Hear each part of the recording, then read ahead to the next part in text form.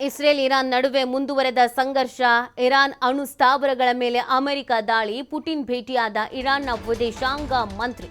ದಾಳಿ ಮುಖಾಂತರವಾಗಿ ಅಮೆರಿಕ ರಾಜತಾಂತ್ರಿಕತೆಗೆ ದ್ರೋಹ ಬಗೆದಿದೆ. ರಾಜತಾಂತ್ರಿಕ ಮಾರ್ಗ ನಮ್ಮ ಆಯ್ಕೆಯಾಗಿ ಉಳಿದಿಲ್ಲ. ಇರಾನ್ ವಿದೇಶಾಂಗ ಮಂತ್ರಿ ಅಬ್ಬಾಸ್ ಅರಾಗ್ವಿ ಈ ಒಂದು ಹೇಳಿಕೆಯನ್ನ ನೀಡಿರುವಂಥದ್ದು.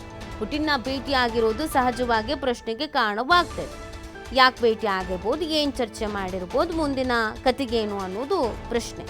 ಸೊ ಇದಕ್ಕೆ ಒಂದಷ್ಟು ಲೆಕ್ಕಾಚಾರವನ್ನು ಕೂಡ ಹಾಕಲಾಗ್ತಾ ಇದೆ. ಈ ಥರ ಆಗಬಹುದು ಏನೋ, ಈಗ ಮತ್ತಷ್ಟು ಬೆಳವಣಿಗೆ ಆಗಬಹುದೇನೋ ಅನ್ನುವಂಥ ಪ್ರಶ್ನೆಗಳು ಹುಟ್ಕೊಳ್ತಾ ಇದೆ. ಇರಾನ್ ಮುಂದೇನು ಮಾಡುತ್ತೆ ಅನ್ನೋದೊಂದು ಪ್ರಶ್ನೆ ಸಹಜವಾಗಿ ಎಲ್ಲರ ಮನಸ್ಸಿನಲ್ಲೂ ಇದೆ. ವಾಟ್ ನೆಕ್ಸ್ಟ್, ಇರಾನ್ ಮುಂದಿನ ನಡೆಗೇನು ಅಂತ. ಸೊ ಇರಾನ್ನ ಮುಂದಿನ ನಡೆಯ ಬಗ್ಗೆ ನಾವು ಗಮನ ಹರಿಸೋದಾದ್ರೆ ಏನೇನು ಆಪ್ಷನ್ಸ್ ಇದೆ, ಏನೇನು ಮಾಡಬಹುದು ಇರಾನ್ನ ಬಳಿ ಇರುವಂಥ ಅಸ್ತ್ರಗಳು ಯಾವ್ದು, ಯಾವ ಅಸ್ತ್ರ ಪ್ರಯೋಗಿಸಬಹುದು, ಅದರಲ್ಲಿ ಯಾವುದು ಎಫೆಕ್ಟಿವ್ ಆಗಿರಬಹುದು, ಯಾವೆಲ್ಲ ದೇಶಗಳಿಗೆ ಸಮಸ್ಯೆ ಆಗಬಹುದು. ಇದನ್ನು ನೋಡೋದಾದ್ರೆ ಮಧ್ಯಪ್ರಾಚ್ಯದಲ್ಲಿನ 10,000 ಅಮೆರಿಕ ಸೇನಾ ನೆಲೆ ಮೇಲೆ ದಾಳಿ ಮಾಡಬಹುದು. ಈ ಥರದೊಂದು ಪ್ಲಾನ್ ಅನ್ನ ರೆಡಿ ಮಾಡ್ಕೊಂಡಿರಬಹುದು ಇರಾನ್ ಅನ್ನೋದನ್ನ ಹೇಳಲಾಗ್ತಾ ಇದೆ. ಮಧ್ಯಪ್ರಾಚ್ಯದಲ್ಲಿ 10,000 ಅಮೆರಿಕ ಸೇನಾ ನೆಲೆ ಇದೆ. ಅವುಗಳ ಮೇಲೆ ಅಟ್ಯಾಕ್ಸ್ ಅನ್ನ ಮಾಡಬಹುದು, ಟಾರ್ಗೆಟ್ ಅನ್ನ ಫಿಕ್ಸ್ ಮಾಡ್ಕೊಳ್ಬಹುದು. ತನ್ನ ಅಣ್ವಸ್ತ್ರ ಯೋಜನೆಯನ್ನು ನಿಲ್ಲಿಸಿದ್ದೇನೆ ಮತ್ತಷ್ಟು ಅಣ್ವಸ್ತ್ರ ಅಭಿವೃದ್ಧಿಯನ್ನು ಪಡಿಸಬಹುದು. ಹೇಗಿದ್ರು ರಷ್ಯಾ ಮತ್ತು ಚೀನಾ ಸಪೋರ್ಟಿವ್ ಆಗಿ ಇದೆ ಅಲ್ವಾ, ಹಾಗಾಗಿ ತನ್ನ ಅಣ್ವಸ್ತ್ರ ಯೋಜನೆ ಏನಿತ್ತು ಅದನ್ನು ನಿಲ್ಲಿಸದೇನೆ ಮತ್ತಷ್ಟು ಅಣ್ವಸ್ತ್ರವನ್ನ ಅಭಿವೃದ್ಧಿಪಡಿಸುವಂತ ನಿಟ್ಟಿನಲ್ಲಿ ಪ್ರಯತ್ನ ಆಗಬಹುದು. ಕೆಂಪು ಸಮುದ್ರದಲ್ಲಿನ ಅಮೆರಿಕ ಹಡಗಿನ ಮೇಲೂ ಕೂಡ ಅಟ್ಯಾಕ್ಸ್ ಅನ್ನ ಮಾಡಬಹುದು.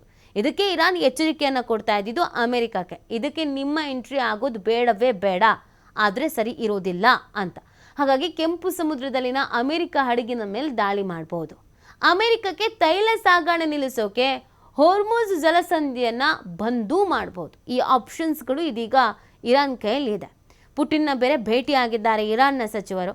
ಸೊ ಈ ಒಪ್ಪಂದ, ಮಾತುಕತೆ, ಚರ್ಚೆ, ಭೇಟಿ ಇದು ಕೂಡ ಈ ಯುದ್ಧದ ಸಂದರ್ಭದಲ್ಲಿ ಇನ್ನೊಂದು ಹಂತವನ್ನು ಅಥವಾ ಇನ್ನೊಂದು ಆ್ಯಂಗಲನ್ನು ಪಡ್ಕೊಳ್ಳಬಹುದಾದ ಸಾಧ್ಯತೆ ಇದೆ. ಹಾಗಾಗಿ ಮುಂದಿನ ಬೆಳವಣಿಗೆ ಮೇಲೆ ಎಲ್ಲ ರಾಷ್ಟ್ರಗಳ ಚಿತ್ತವೂ ಇದೆ. ರಷ್ಯಾ ಏನು ಮಾಡುತ್ತೆ, ಚೀನಾ ಏನು ಮಾಡುತ್ತೆ, ಇರಾನ್ ಏನು ಮಾಡುತ್ತೆ, ಅಮೆರಿಕ ಏನು ಮಾಡುತ್ತೆ, ಇಸ್ರೇಲ್ ಕತೆಗೇನು, ಪ್ರಶ್ನೆಗಳು ಸಹಜವಾಗಿ ಉದ್ಭವಿಸ್ತಾ ಇದೆ. ಯಾಕಂದರೆ ಇಷ್ಟೊತ್ತಿಗಾಗಲೇ ಶಾಂತಿ ಒಪ್ಪಂದ ಆಗಿ ಎಲ್ಲವೂ ಸರಿ ಆಗುತ್ತೆ ಅಂತ ಹೇಳಲಾಗ್ತಾ ಇತ್ತು ಅಥವಾ ಗೆಸ್ ಮಾಡಲಾಗಿತ್ತು. ಆದರೆ ಅಮೆರಿಕ ಎಂಟ್ರಿಯಿಂದ ಇದರ ತೀವ್ರತೆ ಮತ್ತಷ್ಟು ಹೆಚ್ಚಾಗ್ತಾ ಇದೆ. ಸದ್ಯಕ್ಕೆ ನಿಲ್ಲುವ ಲಕ್ಷಣ ಕಾಣಿಸ್ತಾ ಇಲ್ಲ. 1, 2, 3 ಅಂತ ಇದ್ದಿದ್ದು 10 ದಿನಕ್ಕೆ ಬಂದು ನಿಂತು ಬಿಟ್ಟಿದೆ. ಸೊ ಇದು ಹಾಗೆ ಮುಂದುವರ್ಕೊಂಡು ಹೋಯಿತು ಅಂತಂದರೆ ಅದು ಬೇರೆ ಬೇರೆ ರಾಷ್ಟ್ರಗಳಿಗೂ ಕೂಡ ಸಮಸ್ಯೆ ಆಗುತ್ತೆ, ಪರಿಣಾಮ ಬೀರುತ್ತೆ, ಪರಿಣಾಮವನ್ನು ಎದುರಿಸಬೇಕಾಗತ್ತೆ. ಇರಾನ್ ತನ್ನನ್ನು ಉಳಿಸ್ಕೊಳ್ಳೋದಕ್ಕೆ, ತನ್ನ ಅಸ್ತಿತ್ವವನ್ನು ಉಳಿಸ್ಕೊಳ್ಳೋದಕ್ಕೆ ಯಾವುದೇ ಕ್ಷಣದಲ್ಲಿ ಯಾವುದೇ ರೀತಿಯಾದಂಥ ನಿರ್ಧಾರವನ್ನು ಕೈಗೊಳ್ಬೋದು. ಆ ನಿರ್ಧಾರಕ್ಕೆ ರಷ್ಯಾ ಮತ್ತು ಚೀನಾ ಬೆನ್ನೆಲುಬಾಗಿ ನಿಂತ್ಕೊಳ್ಬಹುದು.